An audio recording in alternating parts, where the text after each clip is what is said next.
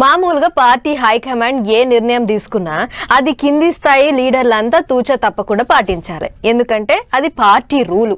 ఇట్లనే ఇప్పుడు దేశ రాజధాని ఢిల్లీలా షేర్ పార్టీ పెద్ద లీడర్లంతా నీట్ పేపర్ లీక్ ముచ్చట మీద ధర్నా చేస్తురు కదా.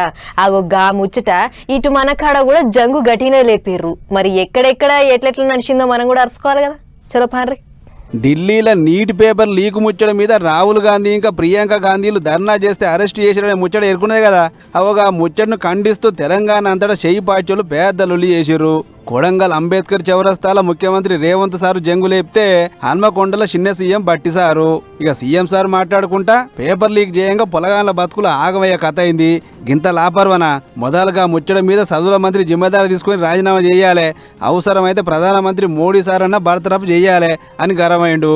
ఈ దేశ ప్రధానమంత్రి నరేంద్ర మోడీ గారు ధర్మేంద్ర ప్రధాన్ ను బర్తరఫ్ చేసి ప్రశ్న పత్రాలు అమ్ముకున్న వాళ్ళని అరెస్ట్ చేసి జైల్లో పెట్టాల్సింది పోయి తిహారు జైల్లో వాళ్లకు చిప్పకూడు తినిపించాల్సింది పోయి జంతర్ మంతర్ నుంచి పార్లమెంట్ వైపు నిరసన తెలుపుకుంటూ వెళుతున్న వేలాది మంది విద్యార్థులను లాఠీ చార్జులతో బాష్పవాయు గోళాలతో ఈ విద్యార్థుల మీద పాశవిక దాడి చేసి పొలగాన్లు ధర్నా చేస్తుంటే వాళ్ళ సమస్యలు అరుచుకునేది పోయి ఉల్టా పోలీసులు పెట్టి కొట్టిస్తారా? ఇదే నా ప్రజాస్వామ్యం అని కన్లెర చేసిండు. గిట్లా ఎక్కడెక్కడైతే కేంద్ర ప్రభుత్వం భారతీయ జనతా పార్టీ అధికారంలో ఉందో ఆయా రాష్ట్రాలలో ఈ ప్రశ్న పత్రాలను కోట్ల రూపాయలకు తెగనమ్ముకొని వేలాది కోట్ల రూపాయలు భారతీయ జనతా పార్టీకి సంబంధించిన నాయకులు ఈనాడు సొమ్ము మూటగట్టుకొని పిల్లల జీవితాలతో చెలగాట మాడిన. ఇక గీ ముచ్చట ఒడిచినాక ఎస్ఐఆర్ కార్యం మీద మీటింగ్ పెట్టిండు ముఖ్యమంత్రి. తన ఎస్ఐఆర్ ఫారంని తనే స్వయంగా నింపుకొని బిఎల్ఓకి అందించుండు. గిట్లనే నా లెక్కనే ప్రతి ఒక్కరు వాళ్ళ ఫారాలు వాళ్ళే నింపుకొని ఇస్తే మంచిది. అట్లా కాకుండా చేస్తాం చూస్తామంటే మీ ఓట్లే పోతాయి. అటు వెనుక ఎంత మొత్తుకున్నా ఫాయిదా ఉండదని చెప్పుకొచ్చిండు సీఎం సారు. బిఎల్ఓ ప్రభుత్వ అధికారి చేస్తే చేస్తాడు, చేయకపోతే చేయకపోడు, నడుస్తే నడుస్తాడు, కూసుంటే లేకపోతే నిద్రపోతాడు. ఆయన పోయేది ఏం లేదు, ఆయన జీతం ఆయనకి ఇంటికి వస్తుంది. బ్యాంకులు వేస్తారు, ఆయన పోయి నడుచుకుంటూ పోయి తెచ్చుకునే పని కూడా లేదు. 3వ తారీఖు వరకు కాలం కట్టుతుంది, వాళ్ళ జీతం వాళ్ళకి వస్తుంది. బిఎల్ఓకి వచ్చే నష్టం ఏం లేదు. బిఎల్ఓకు సంక్షేమం పోదు, బిఎల్ఓకు అభివృద్ధి పోదు, బిఎల్ఓకు షాది ముబారక్ కట్టు కాదు, బిఎల్ఓకు కళ్యాణ లక్ష్మి కట్టు కాదు, బిఎల్ఓకు సన్న బియ్యం కట్టు కావు, బిఎల్ఓకు ఇందిరమ్మ ఇల్లు కట్టుగా. ఇక ఇది ఇట్లుంటే ఇటు తెలంగాణ షెయి పార్టీలు సుద్ధా పెద్ద కయ్యం ఓపు చేసిరు.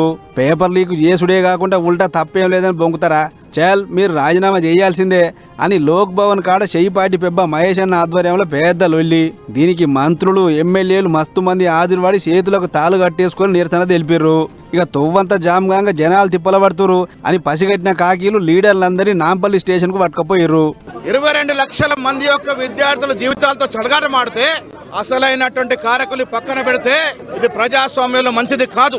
నిజమైన దోషుల్ని శిక్షించాలి, ధర్మేందర్ ప్రధాన్ బాధ్యత వహించాలి, సూసైడ్ చేసుకున్న కుటుంబాన్ని ఆదుకోవాలి. ఇలా కాంగ్రెస్ పార్టీ రాజకీయాలు చేస్తుందంటారు. న్యాయమైన విద్యార్థుల కోసం కాంగ్రెస్ పార్టీ, కాంగ్రెస్ నాయకులు రాహుల్ గాంధీ, ప్రియాంక గాంధీ పోరాడుతూ ఉన్నారు. ఇలా దేశ భవిష్యత్తు రాహుల్ గాంధీ, వారితో ఈ దేశం మొత్తం మమ్మకేమే నడుస్తా ఉంది. ఇది ఇట్లా పెడితే అటు గాంధీ భవన్ కాడ షెయి పార్టీలకు పువ్వు పార్టీలకు నడుమ పెద్ద కీసులాట. మమ్ములు అంటారా అంటే మమ్ములు అంటారా అని చెప్పి కర్రలు గుత్పలు అందుకొని కొట్టుకోగా చాలా మందికి దెబ్బలు తగిలినాయి. ఎటోళ్ళనట్టు ఆగబడటానికి పోలీసులు మస్తు చెమట తీసిర్రు. ఇక మన కాడ ఎట్లుంటే అటు ఏపీలో సుత అంతే. విజయవాడ మ్యూజియం రోడ్ కాడ షెయి పార్టీలకు పువ్వు పార్టీలకు నడుమ పెద్ద ఇజ్జిజ్జు కయ్యం. డౌన్ డౌన్ అని వీళ్ళు, డౌన్ డౌన్ అని వాళ్ళు ఒగలికొగలు కర్రలతోని కొట్టుకునేంత పనిచేసిర్రు. మొత్తానికి దేశ రాజధానిలే రాజుకున్న పంచాయతీ ఇప్పుడు రాష్ట్రాలకు వాకి పెద్ద యుద్ధమే మోపు చేసింది. ఇక మరి దీన్ని సెంటర్ వాళ్ళు ఎట్లా తష్ప చేస్తారో ఏమో చూడాలిగా.